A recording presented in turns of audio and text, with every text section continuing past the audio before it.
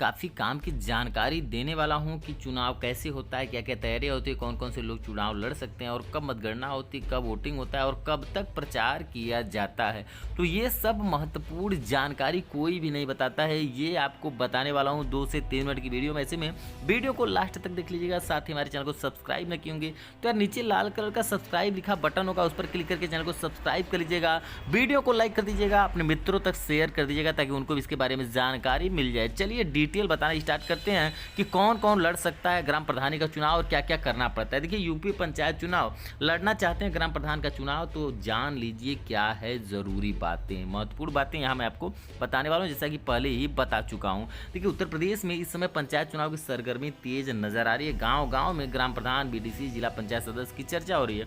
सरकारी मशीनरी भी voter list परिसीमन और आरक्षण सूची बनाने में जुटी है। ऐसे में आज हम आपको बताते हैं कि अगर आप भी ग्राम प्रधानी का चुनाव लड़ना चाहते हैं, बीडीसी का चुनाव लड़ना चाहते हैं या फिर ब्लॉक प्रमुख या जिला पंचायत, ठीक है, तो ये सब चुनाव लड़ना चाहते हैं तो क्या क्या ज़रूरी बातें हैं ये पूरा क्लियर करना चाहते हैं। देखिए, गांव में हर 5 साल के बाद ग्राम प्रधान का चुनाव कराया जाता है, ये तो आप सबको पता होगा। वहीं निर्वाचन आयोग इसके लिए तैयारी कराता है। कुछ लोगों का सवाल रहता है कि क्या जिलाधिकारी या फिर जिला प्रशासन द्वारा तैयारी कराया जाता है, तो आप जान लीजिए ऐसा कुछ नहीं है, निर्वाचन आयोग इसके लिए तैयारी करवाता है। वहीं बात करें, यह चुनाव भी ठीक उसी तरह से होता है जैसे लोकसभा और विधानसभा का चुनाव होता है, ठीक है। जैसे लोकसभा और विधानसभा का चुनाव कराया जाता है उसी तरह इसकी भी सूचनाएं जारी होती हैं, इसकी भी घोषणा होती है।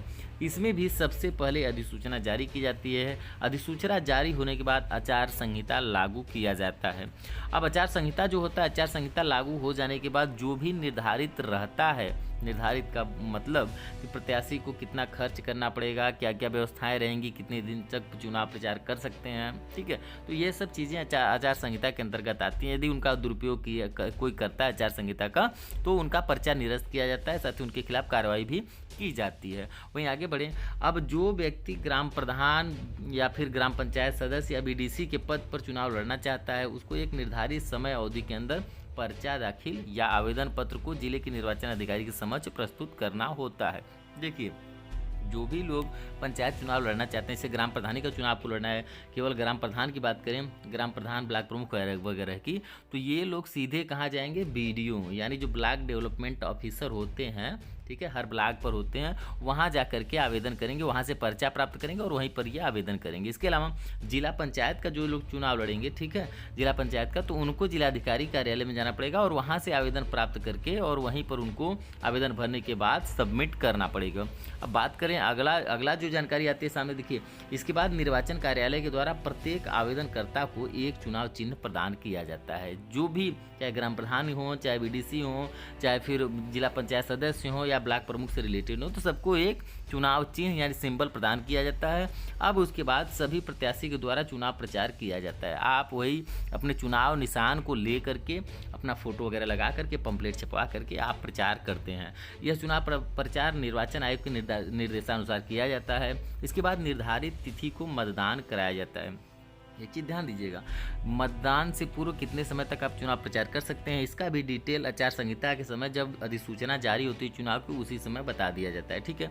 तो जब तक एक निश्चित तिथि तक आप प्रचार करते हैं, उसके बाद ये सब हो जाने के बाद निर्धारित तिथि को मतदान संपन्न कराया जाता है। मतदान संपन्न होने के बाद मतपेटियों को सुरक्षित स्थान पर ले जा करके रख दिया जाता है और प्रयास ये होता है कि एक जो ब्लॉक होता है, उस ब्लॉक की अधिकतर पेटियों को एक ही जगह रखा जाए या फिर एक ही जगह पूरी पेटियां रखी जाएं, ठीक है। ऐसा इसलिए होता है कि वहीं पर चुनाव की काउंटिंग हो जाए और वहीं से घोषणा करके उम्मीदवारों के जीत या हार के बारे में बता दिया जाए, ठीक है।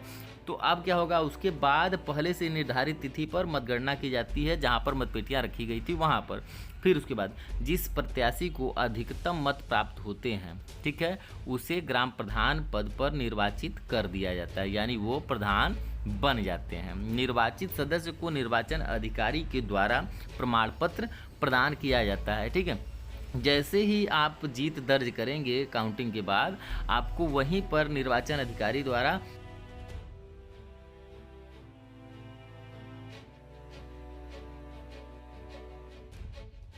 लेकिन अधिकतर लोगों को वहीं पर मौके पर ही जब आप जीत जाएंगे उसके बाद आपको तुरंत प्रमाण पत्र प्रदान किया जाएगा और वहीं से आप बन जाते हैं ग्राम प्रधान या ब्लॉक प्रमुख या फिर जिला पंचायत सदस्य या फिर क्षेत्र पंचायत सदस्य, जो भी चुनाव आप लड़ना चाहते हो। इसके अलावा दोस्तों इस वीडियो में तो ये इंपॉर्टेंट जानकारी बताऊँ कि क्या क्या चीज़ें होती हैं।